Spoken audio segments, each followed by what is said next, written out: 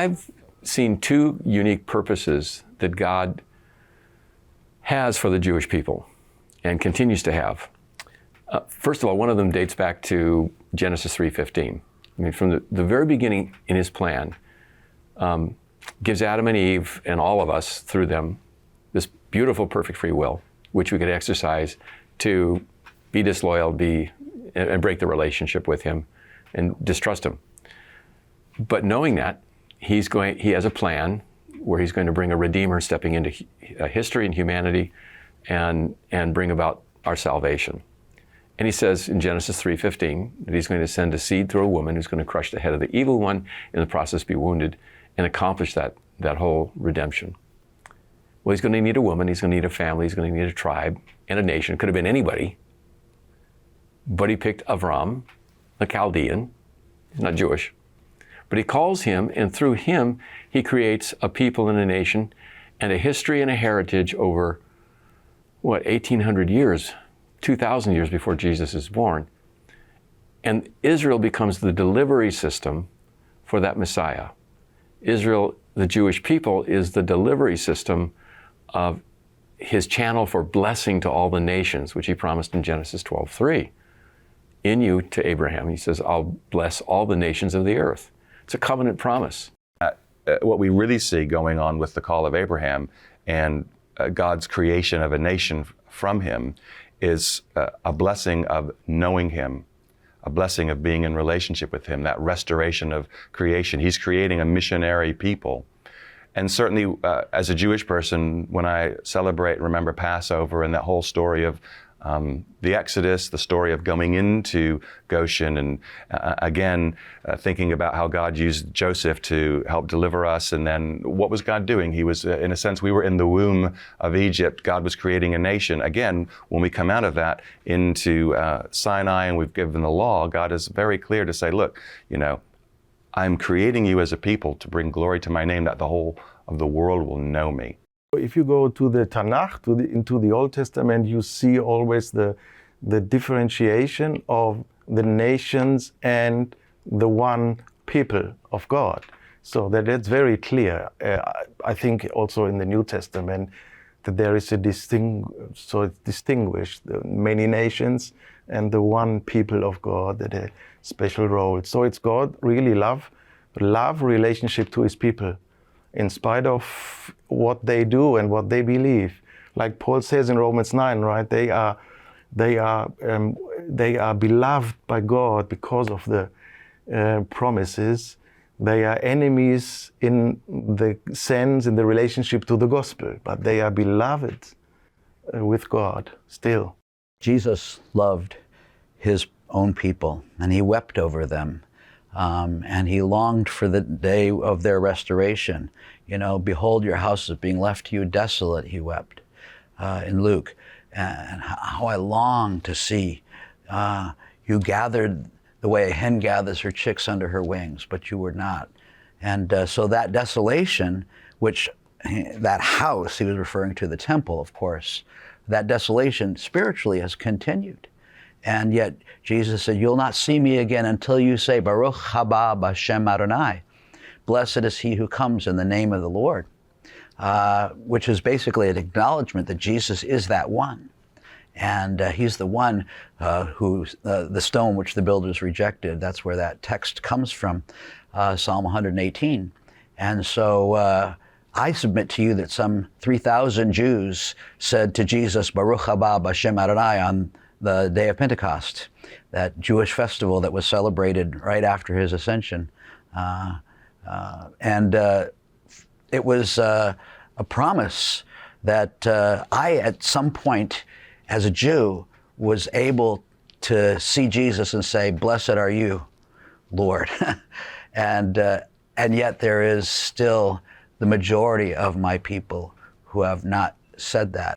Look at Acts chapter 2 and the events that follow from that celebration of Shavuot, the Feast of Weeks, or what Christians know as Pentecost.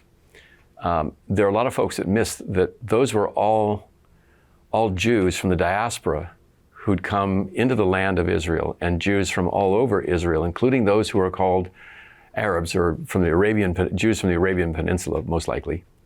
Cretans who are from the island of Crete. I mean, just keep it in context. And there were Gentiles, the ones who were called proselytes, who had, from the Roman Empire, come to love the God of Abraham, Isaac, and Jacob, and were trying to relate to him.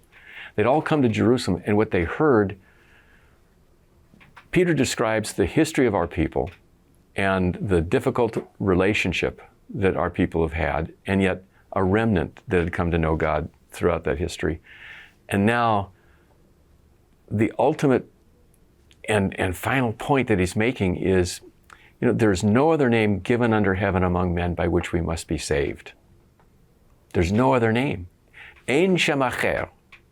This has become a rallying cry in Israel of Messianic Jews, the Jews who live there and are believers in Jesus.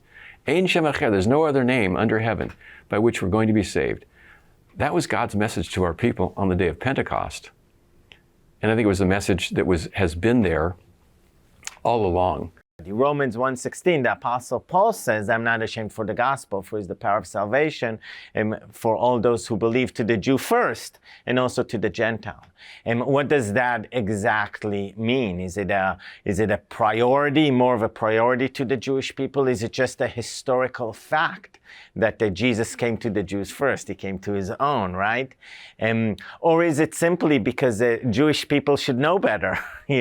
Later on in Romans, he talks about how the Jewish people, should know better, and they've got more of a sooner judgment coming, that they are facing, and therefore we should have more of an urgency to go and share the gospel with them because they've got greater judgment in many ways coming. So maybe that's why it's to the Jew first. But the bottom line is that that's what the Apostle Paul says. He says to the Jew first.